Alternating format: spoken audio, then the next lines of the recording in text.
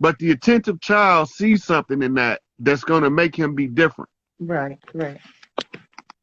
Right. So can't nobody tell me shit about my mama. You can't tell me my mama wasn't St. Augustine. You know? So what other people might think about their mother, like I never understood how children beefing with their parents. I never understood that. Right? I understood sometimes a son might be beefing with a stepdad because they in a power struggle. But I don't understand how you're going to be beefing with your mama. Now, I done seen some foul-ass mothers. Right? But even them, I personally can't beef with them. I can help them if they want to be helped. But I can't beef with them. You know, so my mama used to always say, honor your mother and your father that your days might be long on this earth. Mm-hmm. That means don't take no sides when we be arguing. Right? And I never took sides. But it did something to mold the character. So when I'm reading this Bible and this shit not matching, because I'm not taking sides. I don't give a fuck what that preacher said. Who the fuck is he? He ain't no different than me. Right? What make him more of a man of God than me? Because he got a church and I don't? Fuck that church. I'll burn that bitch down. Now what? So now the playing field level. He ain't got no building and I don't either. Right?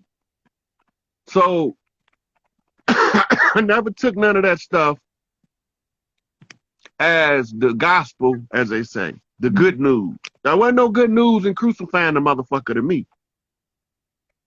I never seen no good news in that.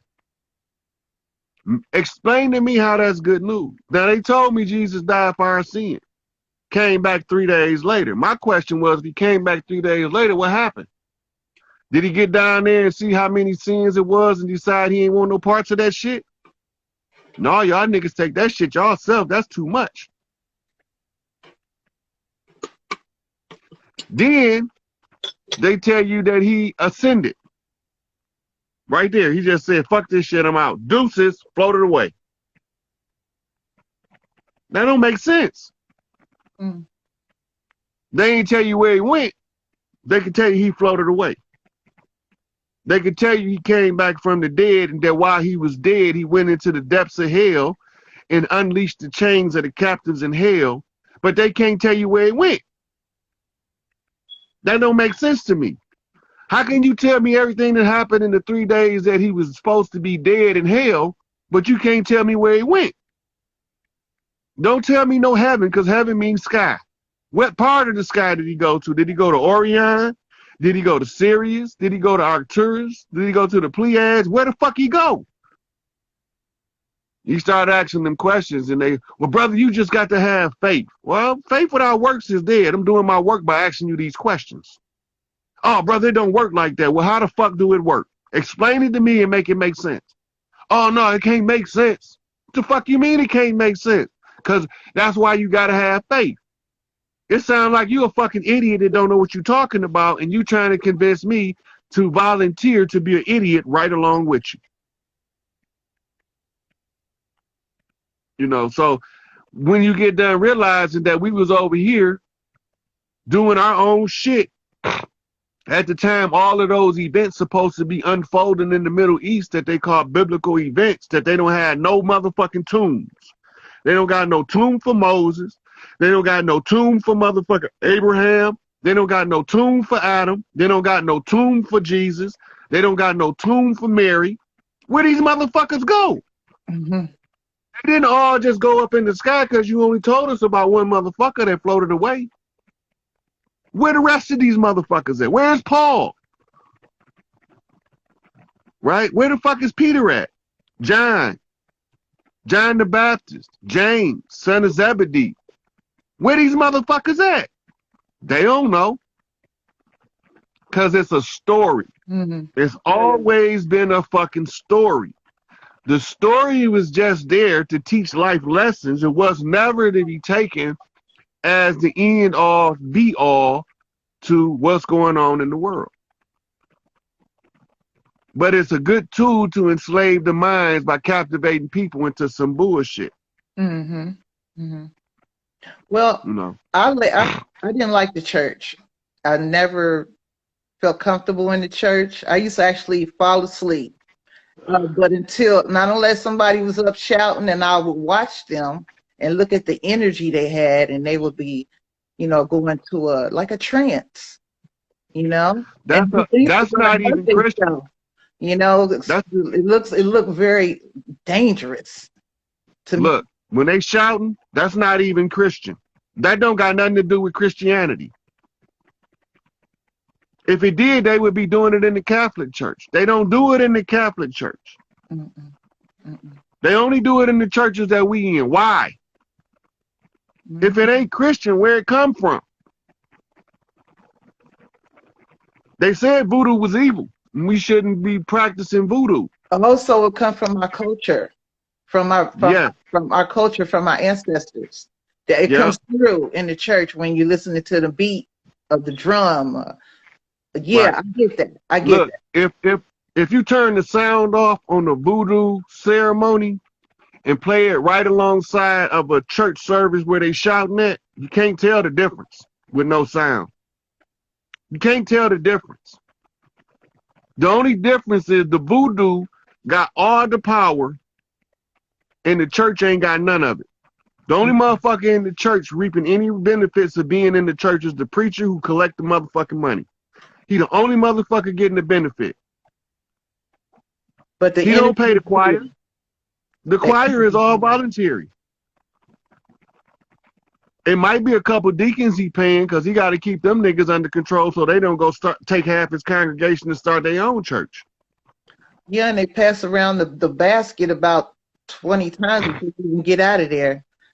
So I'm saying. So look, when you used to go see the shamans or the medicine men, they don't have, put it over there in the box. I don't give a fuck. Just put it, whatever it is, put it in the box and don't worry about it.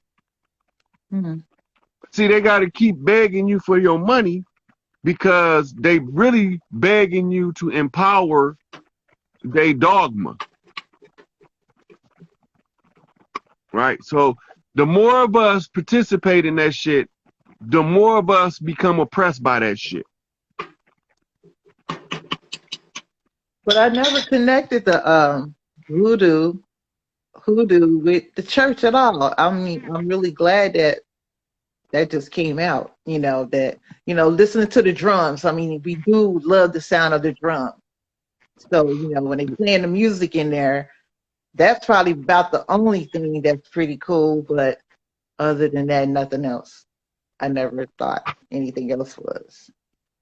Anyway, I never liked going, so I stopped going when I turned 18 because my mom couldn't make me go anymore. And then I just been on a journey ever since, trying to find out the truth. And I got into metaphysics, listening to Dr. Delbert Blair. He was the first person that I heard, and I loved what he was talking about, but didn't totally understand. But as I kept going, I learned some things, and Phil Valentine, and those masters. So, and I look at you were definitely a master to me as well, and I'm so honored to be able to talk to you right now. Well, But my thing right now is I'm trying to figure out, like, I really need to do astrology more, or if I'm saying the right one. I know it's astrology and astronomy. I don't know which one to pick to really focus on, to know. they go hand in hand. You can't learn astrology without learning astronomy. Oh, okay. So I got to do both. Astrology is your zodiac signs is based on the positioning of the stars, which is astronomy.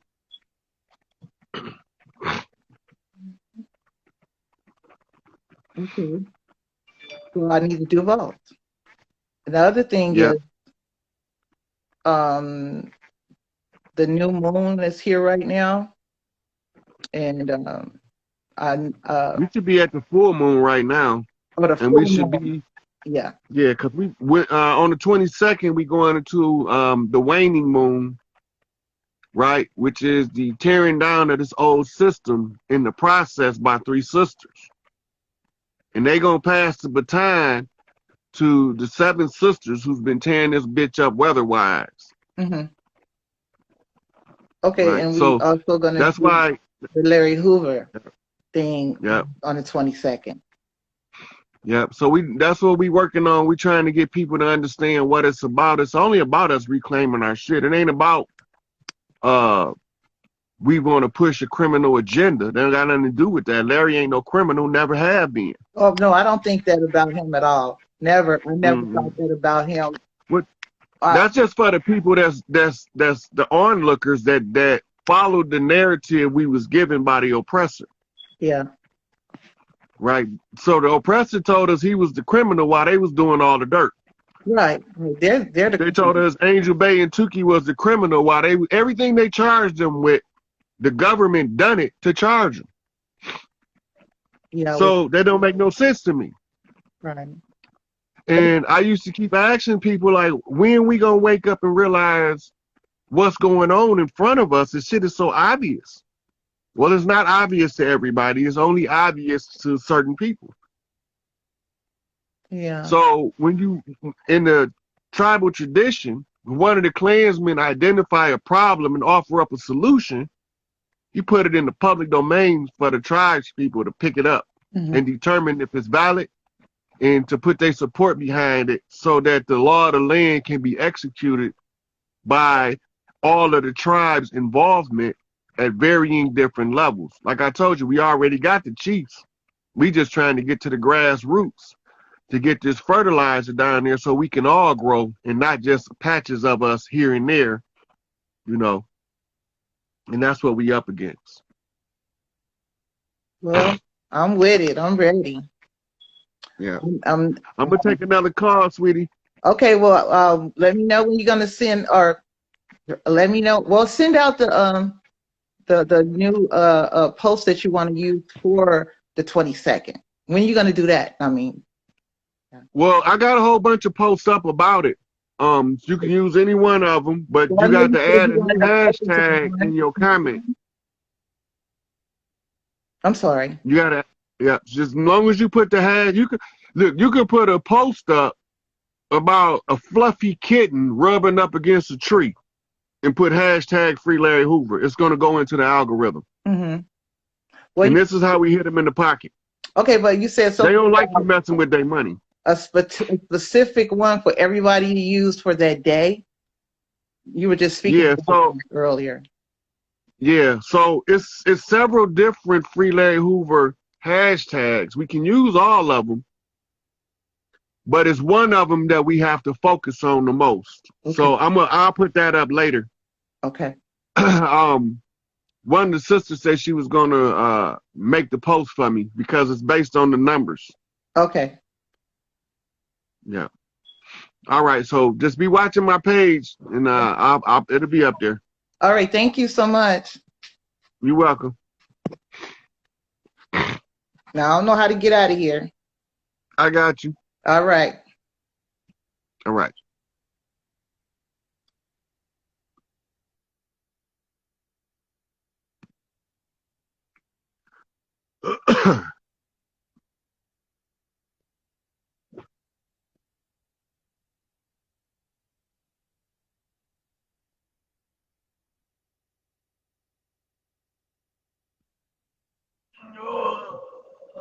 Let me see what I got in the questions while she coming in. Hello. Hey, sweetie, how you doing? I'm great. How are you? I'm good. I'm good. Fighting these demons at every level? Yes, always. But I'm excited to finally be on live with you. I've been watching you since you were on live with the Hood Healer. And that's how I got put on to you. So I've been watching your lives ever since. That's my girl. She out cold. Yeah. One thing I wanted to ask if you can give me some insight on was about my birth date. So I was born on 4/18/2000. So I'm an Aries. I was also born on a Tuesday, which is Mars Day. So I don't know if you could like give me some insight as far as like the numbers. I'm trying to like figure out what my particular gift is. I know I do have some sort of like a psychic connection, but just kind of how I can strengthen that. So yeah. So we got different ways to train the psyche to process the psychic information. One of the things we use is studying astrology. Another thing we use is studying the tarot. And the newest addition is the control remote viewing. Okay. So the military put out a CRV manual, which is a basic instruction manual on how to learn control remote viewing. Control remote viewing, we used to call it clairvoyance. Right? That's being able to be sitting in your house and you can see what your cousin doing on the other side of the planet, as if you was actually there in real time. The more practice with any of those that you do, the stronger that sixth sense become. If you know your learning style, it accelerates because your learning style most likely is your psychic influence. Okay. Right? So if you learn best by hearing it, that's clairaudience. If you learn best by seeing it, that's clairvoyance. If you learn best by how you feel, that's called kinesthetic learning. Right? So all these different learning styles goes to tuning your body is a vessel, it's a machine. Right? And it is geared up to tune in to what you train it for. If you don't never train it, it's not gonna never do none of that shit. Right. But the more you do it, the stronger it get. The stronger it get, the more accurate you be. Okay. Right? So then you start going into etymology so that you'll know what the words mean that you're using, so you can be more deliberate in your language. And you can understand people on different levels better. Because the ones that we call the elites don't speak the same English that me and you speak on the block. Right. We can understand them if we can be exposed to the way they talk, but it's difficult for them to come to the block and understand us. So they had to create a whole field of study called ebonics to try to decipher what the fuck we saying. You know, my mama was an Aries, by the way. They be hating on the Aries, but I love it here. You just have to be an evolved Aries. You gotta not be as self-centered. Yeah, Aries ain't for no games. The fire sign, god of war. Yeah. Will fuck your ass up. Yeah. Yep. Okay, Yeah. that's useful. Are you familiar with like Yoruba culture? Yoruba, yeah. Okay, so my dad is from Nigeria. My name is Yoruba. My name's Temi Tayo, and my middle name is Omowale. So my dad told me that my middle name actually means the child has come home. And then my first name means I still have joy. So I've really been resonating with the child has come home part, because I feel like I was a person in my family that had to kind of, I guess, come home and also strike out on your own. Yeah, and be the black sheep and just kind of be the blueprint sort of. So I've really been feeling that part. That's the story of the prodigal son. You know, went out, squandered everything. He came back, and his dad was happy to see him like he had never left. The other son that stayed, he got upset about it. But that's the story of the returning child. Okay. I'll have to read that one. Yeah, it's a pretty good story. Okay, cool. But that's all I had to ask. I don't want to take up too much of your time. All right, I'm going to take the next one then. Okay, thank you. You're welcome, sweetie.